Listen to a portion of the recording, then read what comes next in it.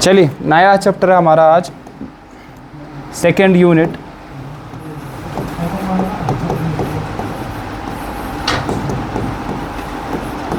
Atomic structure.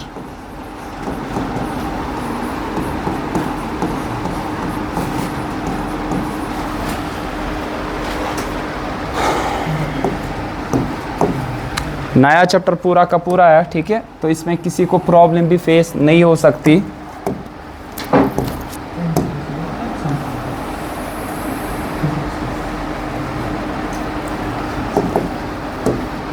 चलिए अब atomic structure किसके रिलेटेड है ध्यान रखो। सर इससे पहले हमने डिस्कस किया था, पढ़ा होगा डाल्टन्स एटॉमिक थ्योरी, पढ़ा था ना डाल्टन्स एटॉमिक थ्योरी। क्या कहता है Dalton's atomic theory? Dalton's atomic theory हमें ये कहता है कि अगर आपके पास मैटर का स्ट्रक्चर निकालना होगा, इसने दिया था स्ट्रक्चर ऑफ किसका? मैटर। स्ट्रक्चर ऑफ मैटर किसने दिया था? स्ट्रक्चर ऑफ मैटर डाल्टन ने, जॉन डाल्टन 1808 में दिया था। इससे पहले डिस्कस किया था हमने। अब इसने क्या बोला था कि मैटर जो है वो छोटे छोटे पार्टिकल्स का बना है, जिनका नाम क्या है सर? एटम। लेकिन हमारे पास इसकी फिर लिमिटेशन आई ना सर, इसकी फिर लिमिटेशन आई। लिमिटेशन क्या आई आपके पास डाल्टन्स एटॉमिक थ्योरी की? सर वो ये आई, आइसोटोप्स एंड आइसोबार्स। एक तो ये आया, हम इसी को थोड़ा सा विस्तार से समझेंगे। आइसोटोप्स और किसका सर? आइसोबार्स। ये आई इसकी सबसे बड़ी लिमिटेशन। सो आइसोटोप्स किन्हें कहते हैं? फर्स्ट ऑफ ऑल सीखा था तब भी सर, आइसोटोप्स हमारे पास एक ऐसे स्पीशीज है जो कि सेम स्पीशीज होते हैं, जिनका सेम एटॉमिक नंबर होता है। Atomic number same. Atomic number किससे डिनोट करते हैं? Z। लेकिन इनका मास नंबर क्या होता है? डिफरेंट। ये A होगा, इसका A1 होगा और इसका A2 होगा। सो देखिए इनका एटॉमिक नंबर क्या है sir? Same, but mass number इनका क्या है सर? डिफरेंट यहाँ पे, ठीक है। इसी तरह हमारे पास आइसोबार्स। आइसोबार्स किन्हें कहते हैं? आइसोबार्स वो स्पीशीज है लेकिन डिफरेंट। क्या हो गया सर? सर डिफरेंट और सेम, ये कैसे समझेंगे सर? सेम स्पीशीज तब बनते हैं जब इनका एटॉमिक नंबर क्या होगा sir? Same. Atomic number same होगा तो स्पीशीज क्या होगी सर? सेम। अगर एटॉमिक नंबर डिफरेंट होगा, स्पीशीज क्या होगी सर? डिफरेंट। सो इसका Z1 होगा एटॉमिक नंबर, इसका क्या होगा? Z। बट इनका मास नंबर सेम होता है। मास नंबर मतलब एटॉमिक मास इनका क्या होता है सर? सेम। इन स्पीशीज को क्या कहा जाता है? आइसोबार्स कहा जाता है, ठीक है ना। अच्छा, इस तरह आइसोटोन्स भी हमारे पास। जरा इसकी एग्जाम्पल दो। इसकी एग्जाम्पल, हाइड्रोजन के 3 आइसोटोप्स है, प्रोटियम, ड्यूटेरियम, ट्रिटियम। मतलब सर कि वो वाला हाइड्रोजन का आइसोटोप जिसका मास 1 है प्रोटियम कहते हैं, जिसका मास 2 है उसको ड्यूटेरियम कहते हैं, और जिसका मास 3 है उसको ट्रिटियम कहते हैं। ये इसका आइसोटोप है। देखो एटॉमिक नंबर सबके क्या है sir? Same, but mass number क्या है सर? सबका डिफरेंट है, ठीक है। अब ध्यान रखो इसकी एग्जाम्पल तुम आइसोबार की। साहिल बोलो, साहिल। हाँ बोलो, मैं उस दिन नहीं आया था। हाँ, ये बचपन से पढ़ते हैं। आइसोबार्स की एग्जाम्पल बोलो। कश्मीर हावर्ड। हाँ, कश्मीर हावर्ड जिंदाबाद। अरे मैडमो बोलो। Front line. फ्रंट लाइन मतलब मैंने आगे वाली लाइन, कोई फ्रंट लाइन दूसरा भी है वो नहीं बोला मैंने। वना साहब जी छनस याद है कल पेटी छा बाउंसर छा एक ही वन। आइसोबार एग्जाम्पल मतलब क्या है? सेम एटॉमिक मास, डिफरेंट क्या होगा? Atomic number. बोलो साइका।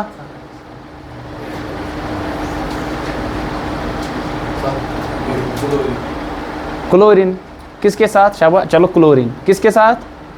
देखो आइसोबार की एग्जाम्पल, आर्गॉन है और है कैल्शियम। आर्गॉन है, आर्गॉन का एटॉमिक नंबर 18, कैल्शियम का एटॉमिक नंबर 20, लेकिन दोनों का मास है 40। कितना सर? तो ये डिफरेंट स्पीशीज है लेकिन इनका एटॉमिक मास क्या है सर? सेम। एटॉमिक नंबर इनका सर क्या है? डिफरेंट है। So these are isobars of each other. Sir ये दास्तान क्यों बता रहे हो फिर से? अगर इससे पहले बताया, दास्तान इसलिए बता रहा हूँ सर, प्रॉब्लम ये आई, हमने बोला कि मैटर बना है एटम से, लेकिन इसने बोला था डाल्टन ने atoms of same element are same in every respect. मतलब अगर आपके पास ये सैंपल है, हाइड्रोजन का, इसमें किसके एटम्स हो गए? हाइड्रोजन के। क्यों? अरे दुगना ज़रूरी होता है सबका, आपने इसका दुगना किया, इसका मास 40 होता है। ठीक है जिगर। क्लोरीन का कितना होता है? माँ एटॉमिक नंबर दुगना करो 34। चुनस। हाइड्रोजन का एटॉमिक नंबर, प्रोटियम का, हाइड्रोजन का 1, दुगना करो 2, लेकिन इसका मास 1 है। ममश दोगना है हमेश। क्लोरी, अच्छा सोडियम का एटॉमिक नंबर 11, मास नंबर ममश दोगना, तो हमेशा दुगना नहीं। अब सर ये फर्क कहाँ पे? It's the number of protons and neutrons. Protons and, आगे जाके इस चैप्टर में हमें डिटेल में वो पढ़ना है, ठीक है ना। अब देखो ओ इधर, ये हाइड्रोजन का सैंपल, किसका सर? इसमें किसके एटम्स हो गए? हाइड्रोजन। डाल्टन ने ये बोला कि इसके सारे जितने भी एटम्स है ना, वो हर एक लिहाज से सेम हो गए, हर एक लिहाज से वो क्या हो गए सर? Same, every respect. मतलब क्या सर? साइज के हिसाब से, शेप के हिसाब से, तो मास भी होगा, वजन के हिसाब से भी क्या होने चाहिए सर? सेम। लेकिन यहाँ पे प्रॉब्लम आई ना, क्या सर? प्रोटियम, डिटीरियम, ट्रीटियम हाइड्रोजन के ही आइसोटोप्स है, लेकिन ये मास के हिसाब से क्या है सर? डिफरेंट। आ गई ये प्रॉब्लम। दूसरा आइसोबार्स, इसने बोला अगर मैं यहाँ पे क्या उठा दूँ? डिफरेंट। अगर मैं ये दो सबस्टेंस है ए एंड बी, इसके एटम्स और इसके एटम हर एक लिहाज से क्या हो गया सर? डिफरेंट। ये एक एलिमेंट है, ये दूसरा एलिमेंट है, और इसके हर एक एटम जो भी होगा वो हर एक लिहाज से क्या होगा सर? डिफरेंट होगा।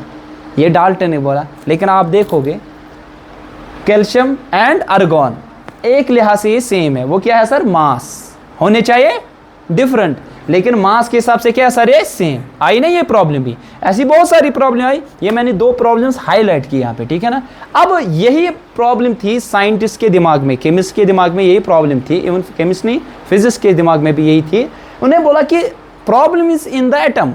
ये सारा माजरा किसका सर? एटम का। सो सब ने स्टार्ट किया खोज करना, किसको? एटम को। अब सब ने एटम के बारे में स्टडी करना शुरू किया। तो हमने स्टडी किया, स्टडी मतलब टू इन्वेस्टिगेट,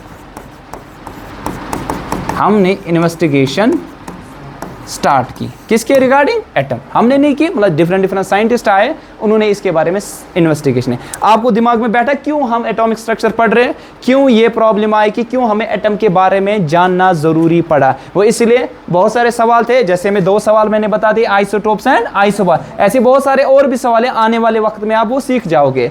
इनके बारे में आंसर ढूंढना था, सब ने एटम के बारे में खोज करना शुरू किया, ठीक है। अब ये खोज कहाँ से शुरू हुई, स्टार्ट कैसे हुआ? ऐसे ही सब ने किया? नहीं। देखिए आपने पढ़ा होगा इसके बारे में, इस शख्स के बारे में तो सुना होगा। क्या कहते हो इस शख्स के बारे में? बोलो। Michael Faraday. जानते हो इसको? जानते हो? Who is he? शाबाश। क्या है? केम्सन मोल। हाँ सही है, फादर ऑफ इलेक्ट्रिसिटी, ठीक है। तो इसको कहा जाता है फादर ऑफ इलेक्ट्रिसिटी। अरे फादर का मतलब वो फादर नहीं होता है, तो हमेशा पेमती याद, ये चुबारे किस्म का father.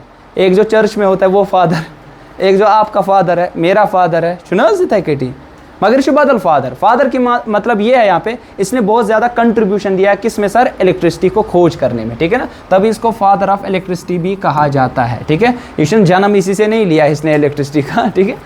So father of electricity क्यों कहा जाता है? क्योंकि इसने सक्सेसफुली शाबाश शो किया। क्या शो किया?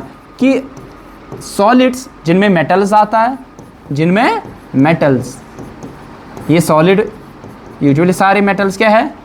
सॉलिड। कोई ऐसा मेटल बताओ जो लिक्विड है? कौन सा मेटल जो लिक्विड? हाँ रूम टेम्परेचर में मरकरी, एग्जैक्टली। मरकरी आपके पास एक ऐसा मेटल है, एक तो मेटल है लेकिन है क्या? लिक्विड। बाकी सारे मेटल्स सॉलिड्स होते हैं, ठीक है। अच्छा सॉलिड्स, मेटल्स और लिक्विड्स में उनको क्या कहा जाता है जो कंडक्ट करते हैं इलेक्ट्रिसिटी? इलेक्ट्रोलाइट्स। क्या कहते हैं? Electrolyte, charged species. मतलब electrolytes when dissolved in water, when dissolved in pani, जरूरी नहीं पानी, किसी भी सॉल्वेंट में, ठीक है ना, दे डिसोसिएट इनटू आयंस। पढ़ा होगा cations and anions, 10th class में पढ़ा होगा ना इलेक्ट्रोलिसिस, पढ़ी है ना इलेक्ट्रोलिसिस, वही पढ़ा जाता है लॉ ऑफ इलेक्ट्रोलिसिस, वो फैराडे ने दिए थे। इसने सक्सेसफुली शो किया कि मेटल जो कि सॉलिड में आते हैं, इलेक्ट्रोलाइट जो कि लिक्विड्स में आते हैं, दोनों कंडक्ट क्या करते हैं सर, इलेक्ट्रिसिटी, कंडक्ट इलेक्ट्रिसिटी। तो ऐसे ये एक्सपेरिमेंट स्कूल ते करूँ छवा नहीं किया है, हाय है आपने नहीं किया होगा। एक वायर लाई होगी ग्रेफाइट टिश्यू, ठीक है, एक नॉन मेटल ऐसा जो कि वाहिद कंडक्ट करता है क्या, इलेक्ट्रिसिटी, पढ़ा है कहीं पे, 10th में पढ़ा होगा। कार्बन कंपाउंड में 3 इसके एलोट्रोप्स है, कौन कौन, बकमिंस्टर फुलेरेंस है ना, पढ़ा है ना, और क्या है, डायमंड और ग्रेफाइट। एलोट्रोपस डिफरेंट शक्लों में पाया जाता है, ठीक है सब में कार्बन, मगर ग्रेफाइट से वाहिद ऐसा नॉन मेटल है, कार्बन उसमें है, मतलब कार्बन का एलोट्रोप है, लेकिन कंडक्ट क्या करता है सर, इलेक्ट्रिसिटी कंडक्ट करता है। कैसे, नींब छो ना उसमें पेंसिल की लिड जो होती है, ठीक है ना, उसको एक तरफ से वायर रख दो, दूसरी तरफ से भी आपके पास यहाँ पे फिर बल्ब के साथ कर दो, यहाँ से सोर्स से एनर्जी दो, वो कंडक्ट कर लेगा, बल्ब ग्लो हो जाएगा। तो उससे आप ये जान सकते हो कि वो कंडक्ट करता है इलेक्ट्रिसिटी। अच्छा, इलेक्ट्रोलाइट्स में नुनाब, पानी में डालो नमक, है ना, आपने देखा होगा, अगर बल्ब उसके साथ जोड़ देंगे उधर से बैटरी के साथ, वो ग्लो करेगा, मतलब कि वो कंडक्ट क्या करता है सर, इलेक्ट्रिसिटी। अगर शुगर लाओगे वो नहीं करेगा, क्योंकि वो इलेक्ट्रोलाइट नहीं हो। 9th क्लास में भी किया होगा, 10th क्लास में, इसे सिंपल एक्सपेरिमेंट आप कर सकते हो, ठीक है ना। अब बारी थी एक चीज की, वो था गैसेस। अरे हमें पढ़ना है एटॉमिक स्ट्रक्चर, मैं कह रहा हूं कि कहानी कहां से स्टार्ट हुई, ठीक है ना। अब बारी आई गैसेस। क्या गैसेस कंडक्ट करते हैं इलेक्ट्रिसिटी की? नहीं, इसके बारे में, इसके लिए पहला कदम जो उठाया था इसके लिए कि क्या ये कंडक्ट करते हैं इलेक्ट्रिसिटी को कि नहीं, इस पे एक बड़ा सा क्वेश्चन मार्क था। और इस क्वेश्चन मार्क को हटाने के लिए पहली बार जो कोशिश की थी वो की थी जूलियस प्लक्कर ने। किसने सर? जूलियस प्लक्कर। एवं विद्यापन हम मस्ती, मैं भी कोशिश करूंगा कि क्या गैसेस यहाँ पे शो करते, क्या कंडक्ट वो इलेक्ट्रिसिटी को करते हैं कि नहीं। उसके लिए ने क्या किया, उसने एक डिस्चार्ज ट्यूब लिया, ठीक है, इज अ ग्लास ट्यूब जिसको हम कहते हैं discharge tube. He take a discharge tube,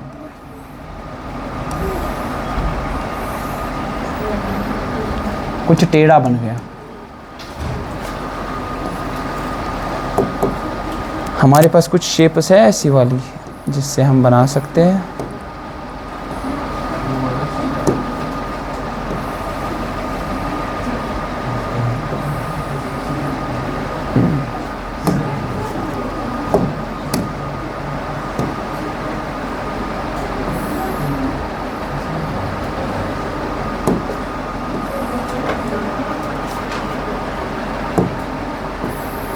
ओही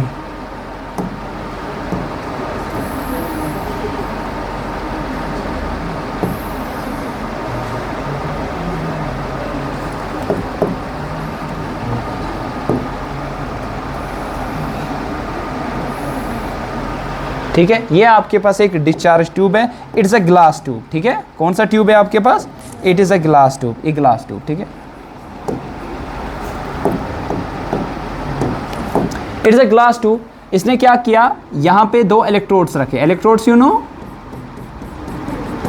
ये 2 इलेक्ट्रोड्स रखे, जिस तरह यूजुअली 10th में पढ़ा होगा, कैथोड एक, दूसरा एनोड। तो क्या किया होगा, इधर से बैटरी के साथ जोड़ दिया होगा, ये बैटरी के साथ हमने जोड़ दिया।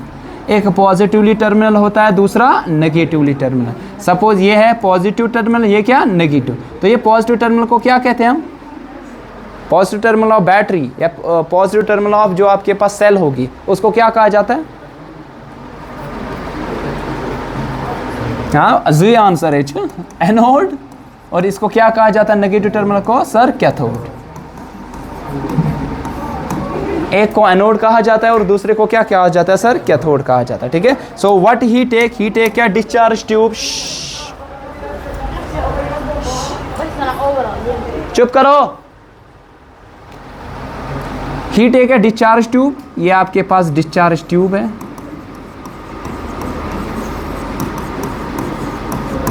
उसने इसको कनेक्ट किया किसके साथ? सोर्स ऑफ बैटरी के साथ, ठीक है ना, सोर्स ऑफ बैटरी के साथ कनेक्ट किया। और यहाँ से हाई वोल्टेज थी, कितनी? 10,000 वोल्ट। कितनी सर? बहुत ही ज़्यादा। और इसने क्या किया, यहाँ पे पहले एक वैक्यूम पंप रखा था। वैक्यूम पंप यू नो, जो कि सक करेगा किसको, एयर को, वैक्यूम, मतलब अंदर कुछ मैटर नहीं होगा। लेकिन वैक्यूम करने के बाद उसने इसमें गैस रखा। क्यों गैस रखा बता सकता है कोई? वो इसलिए क्योंकि शो क्या करना था, डज गैसेस कंडक्ट इलेक्ट्रिसिटी और नॉट, क्या गैसेस यहाँ पे इलेक्ट्रिसिटी को कंडक्ट करते हैं कि नहीं, उसीलिए इसने यहाँ पे गैस लिया था, ठीक है ना। सो इसने लिया सबसे लाइटेस्ट गैस, कौन सा है लाइटेस्ट गैस, बोलो H2 गैस, है ना sir, hydrogen gas which is a lightest gas, और वो भी लिया था at low pressure. Low pressure पे गैसेस आयनाइज होते हैं, लो प्रेशर पे गैसेस आयनाइज, जब भी आयन्स हो गए प्रोड्यूस तो अपोजिट टर्मिनल के पास जाएंगे और कंडक्ट क्या करेंगे सर, इलेक्ट्रिसिटी करेंगे। सो इसका ये एक्सपेरिमेंटल सेटअप था। इसने एक डिस्चार्ज ट्यूब लिया, ग्लास डिस्चार्ज ट्यूब लिया, जिसको उसने यहाँ पे एक डिस्चार्ज ट्यूब में से हाइड्रोजन गैस को यहाँ पे रख दिया जो कि लो प्रेशर पे था। इसको हाई वोल्टेज दी, कितनी, 10,000 वोल्ट। शो करना था क्या ये कंडक्ट करेंगे इलेक्ट्रिसिटी को कि नहीं करेंगे, लेकिन करना था कुछ और, हो गया कुछ हो, ठीक है। तो एक्सीडेंटली कुछ और चीजें हो गई। एक्सीडेंटली का मतलब कहां से बना एक्सीडेंट को, तो क्या मतलब हुआ एक्सीडेंट, हाँ अचानक को होना, ये तो एक्सीडेंट का मतलब होना तो नहीं चाहिए था लेकिन हो गया ये, ठीक है। सो एक्सीडेंटली क्या हुआ, अचानक क्या चीज हो गई, अचानक ये चीज हुई, आपके पास खोज कुछ और करनी थी, आ गया डिस्कवरी ऑफ इलेक्ट्रॉन।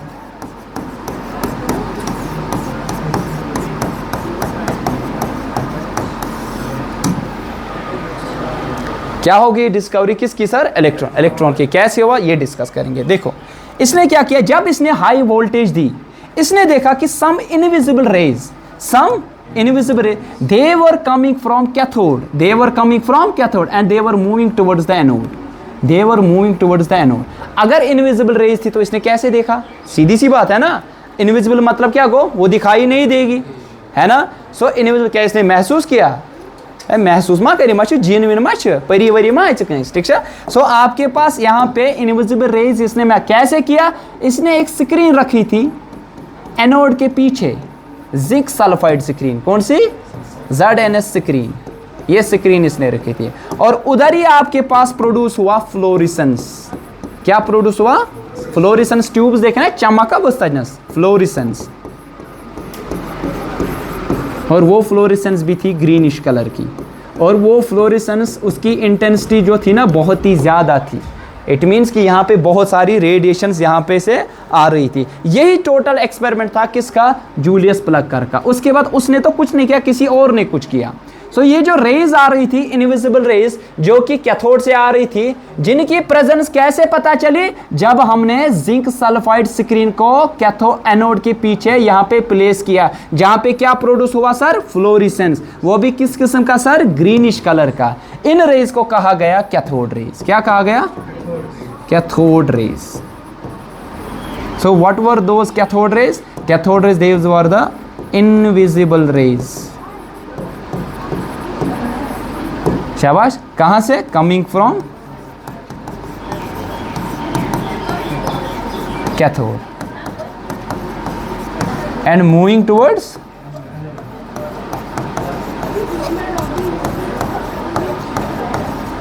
एनोड की तरफ ये मूव कर रहे हैं। जूलियस प्लक्कर ने इतना ही ऑब्जर्व यहां पे किया, लेकिन इन्हीं रेज को आगे जाके स्टडी किया जे थॉमसन ने। किसने, जे थॉमसन आया, और को मतलब उसके साथ ही बहुत सारे थे, ठीक है ना, लेकिन लीडर यही था, तभी नाम सिर्फ इसका आता है, जे थॉमसन एंड को। उन्होंने स्टडी किया किसको सर, इन्हीं कैथोड रेज को।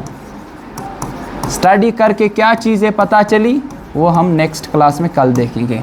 कल केमिस्ट्री की 2 क्लास है, ठीक है ना, कल बायोलॉजी आपकी नहीं होती है, कल केमिस्ट्री की 2 क्लासेस, ठीक है। आई बात समझ, कल आप लोगों को आना है 2:30 बजे।